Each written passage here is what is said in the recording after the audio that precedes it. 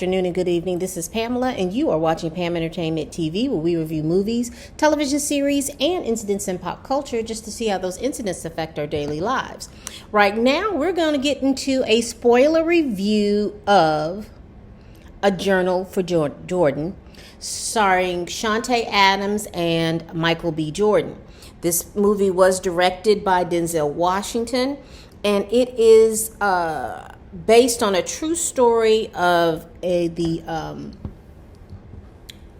journalist Dana Kennedy and her love affair with Charles Monroe, First Sergeant Charles Monroe King, who was killed back into the early 2000s. I want to say it was either 2006 or 2007 over in Afghanistan. And it centers around a journal that First Sergeant wrote for his 6-month-old son that was given to him by Dana Kennedy so that he can kind of give life lessons to his son in the event that he didn't come back. And he did not come back, so he has passed away. My overall view of this movie was it was a love story. I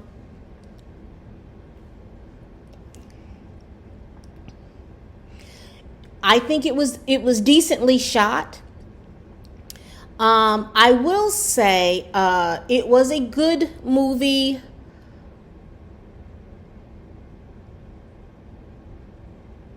But honestly, it could have been on television. It could have been on Amazon Prime. It could have been on. It could have been a 1-part, 2-part movie, 1-part, 2-part television series. I will tell you, I did like the acting of Shantae Adams. I think she really gave a great performance. Michael B. Jordan gave a decent performance. I don't think he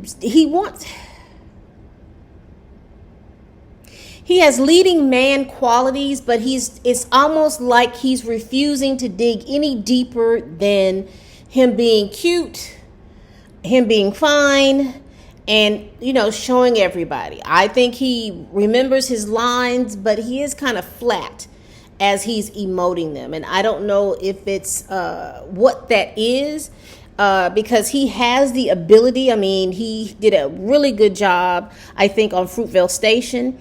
I think he embodies the character of Creed. I think he does a really good job with that. And I also think he did a decent job with Black Panther. I've seen these last 2 movies that he's done that are action movies. This one is more of a romantic drama. Like I said, he did a decent job, but I think he is not refusing, but I think he's a little afraid to dig deep into the emotions that is needed. Now, playing a first sergeant, playing a military man, I think he did a very good job. I'm really trying to quantify this because if you've ever have been involved with somebody in the military, or you have grown up with somebody in the military, the qualities that he embodied in this movie, they do show like this. But also I think that they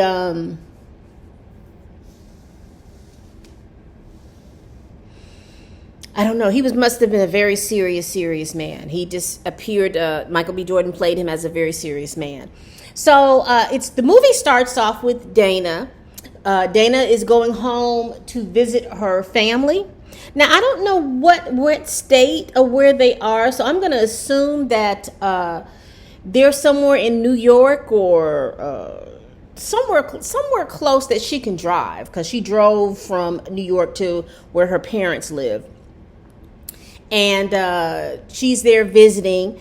She has a little love-hate relationship with her father. Her father is a military man, so I guess she was very adamant about not dating a military man or being with a military man, simply because her father, as a military man, was wayward. He was out here in the streets with those women, cheating on her mother. Her mother was at home holding things down. Her mother stayed with him.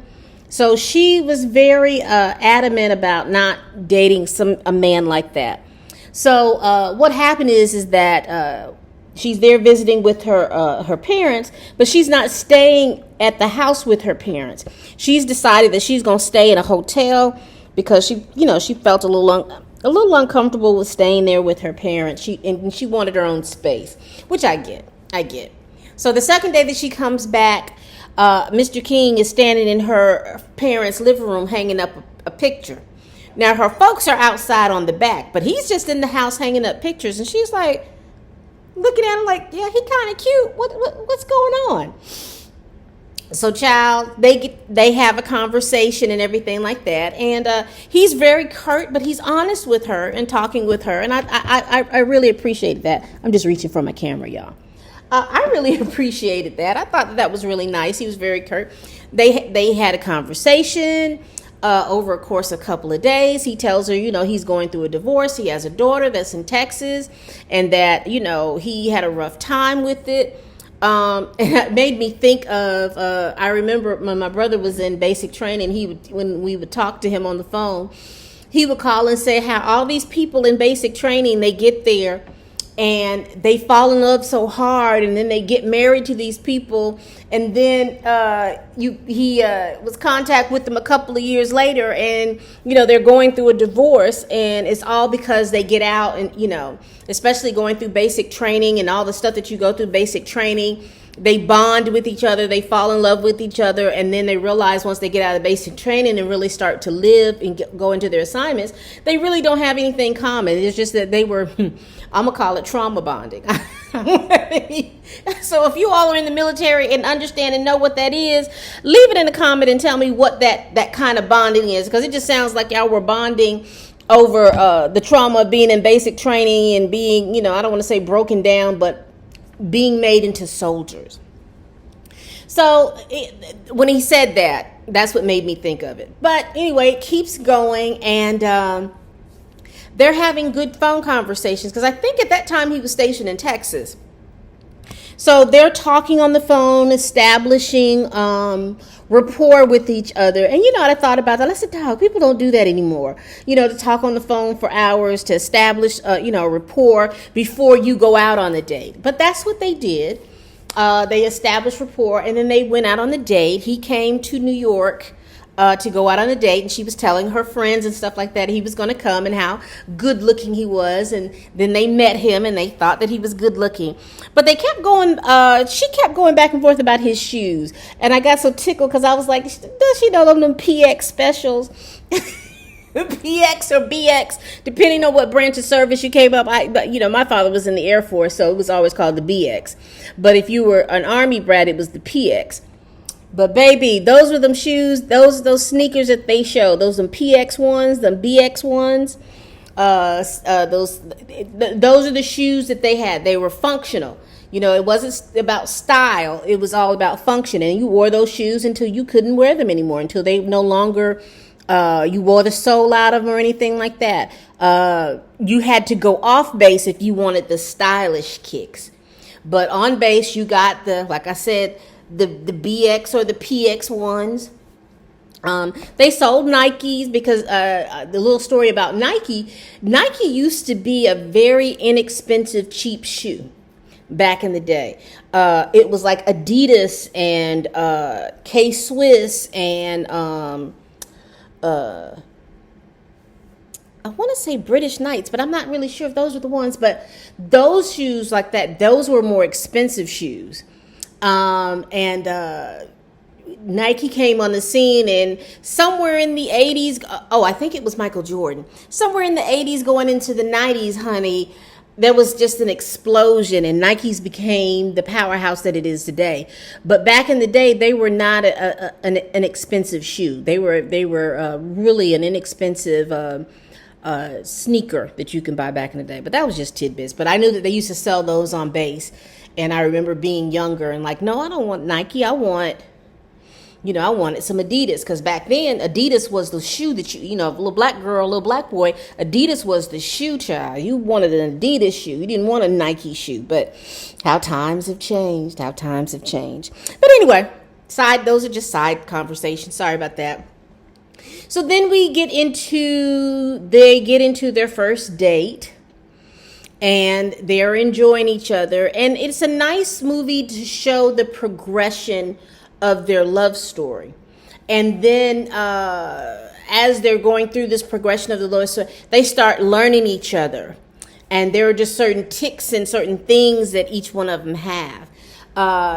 Dana is immensely independent.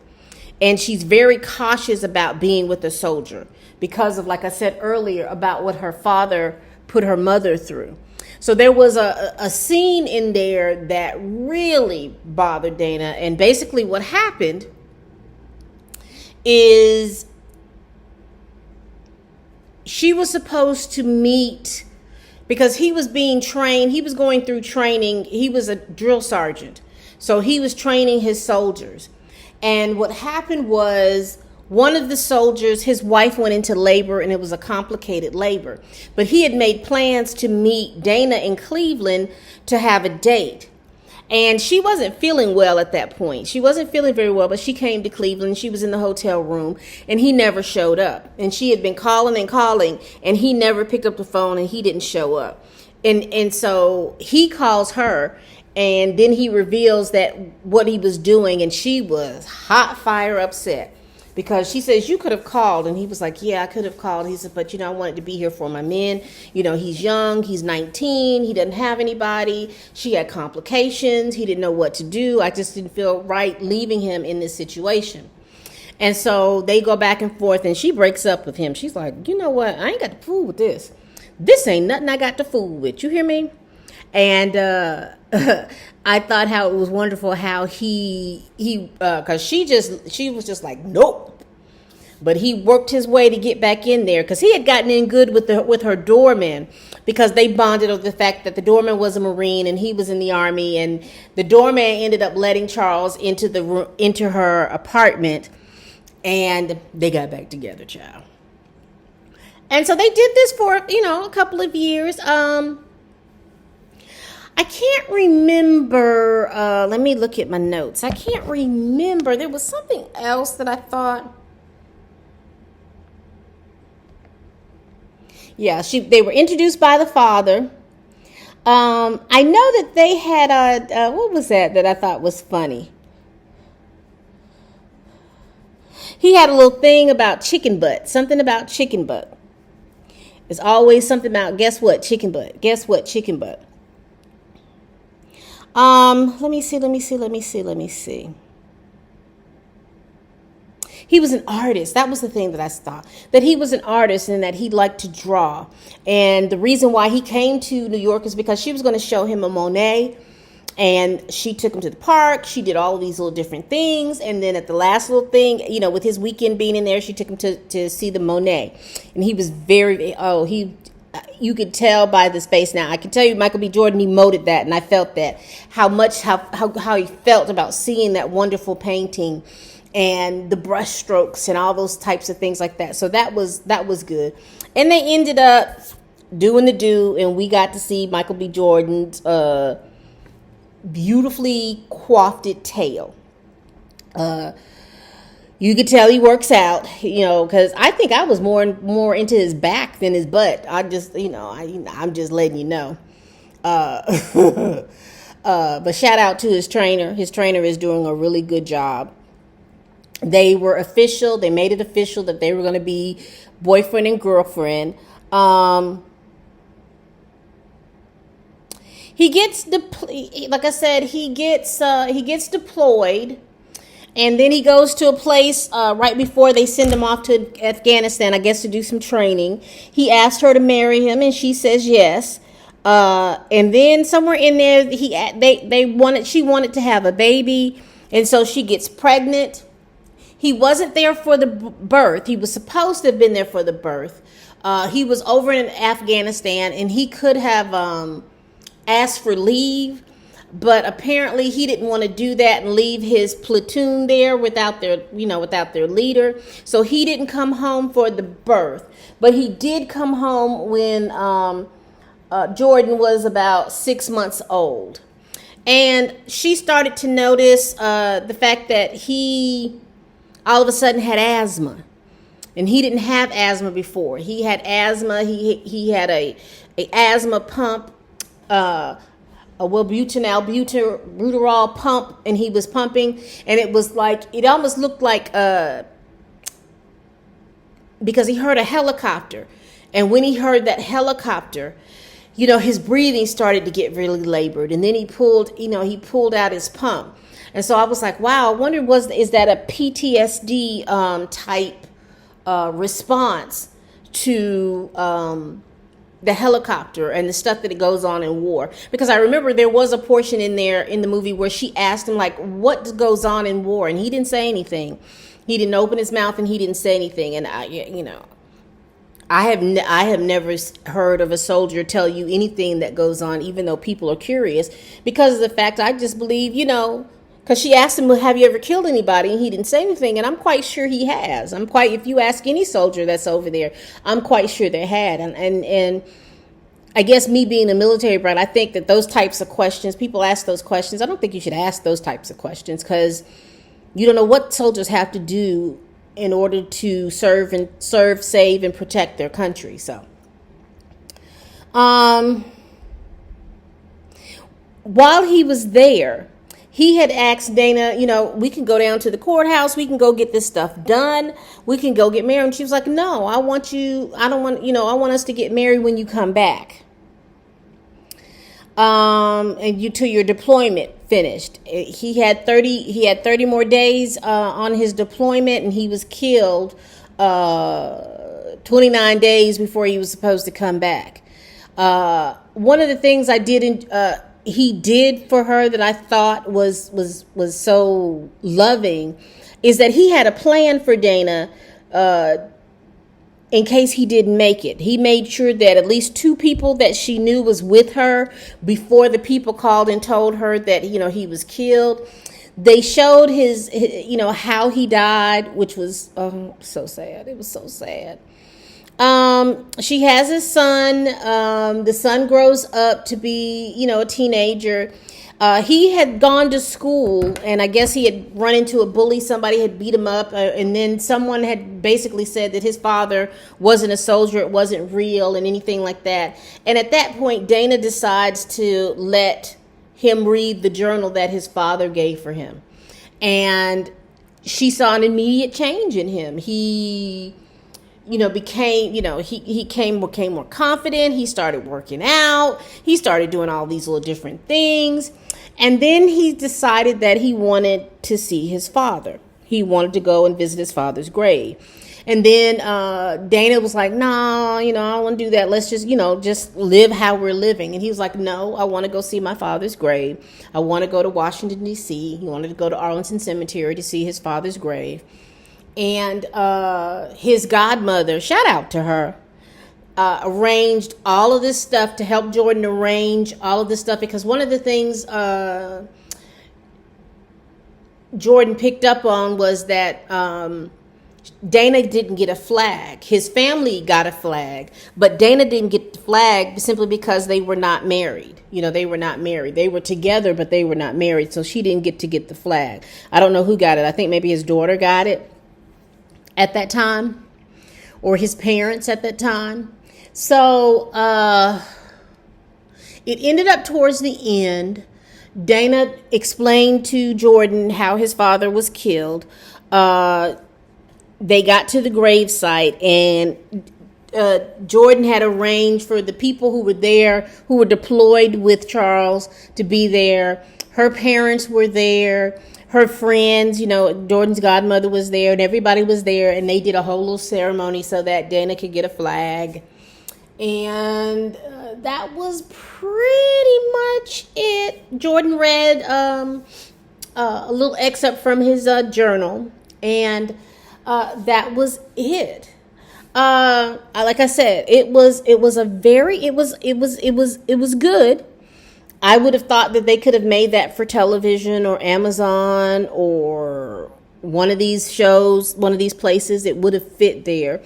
I think Denzel did a good job with directing. I will tell you, I think Shantae's acting and role in that was great. Like I said, Michael B. Jordan's role in that, acting in that it wasn't anything different than what we've seen. I don't see anything in that he hasn't done. Like I said, I'd love to see him stretch emotionally. And because, I would tell you this, I think his role in Just Mercy was excellent. He did a very good job in Just Mercy because, he wasn't relying on his good looks and his physique or anything like that. I think he would have done, and like I said, I don't know if that's how Mr. King was. He was very flat. Him being an artist, I just wouldn't assume that he would be that flat. I would think that he would want to, have a lot of more emotions. But like I said, he still did a good, decent job. I guess maybe I was expecting a little bit more. But you all tell me what you thought if you've gone to see A Journal for Jordan. Would I recommend it? Yeah, I think it's a good movie if you want to cry and have a little emotional thing, a date movie. I think you could go and see this. I would say that probably get the book, the Audible book. I'm listening through the book through Audible. I'm finding that that's better insight, I guess. But y'all tell me what you think. Drop it down in the comments. Again, I'm Pamela. I'm still on my quest for 500 subscribers in 6 months. So leave a comment. Give me a like. Subscribe. Hey, tell your family. Tell your friends. Tell your enemies. Just let them know that I'm over here doing these videos. And as always, people, bye-bye.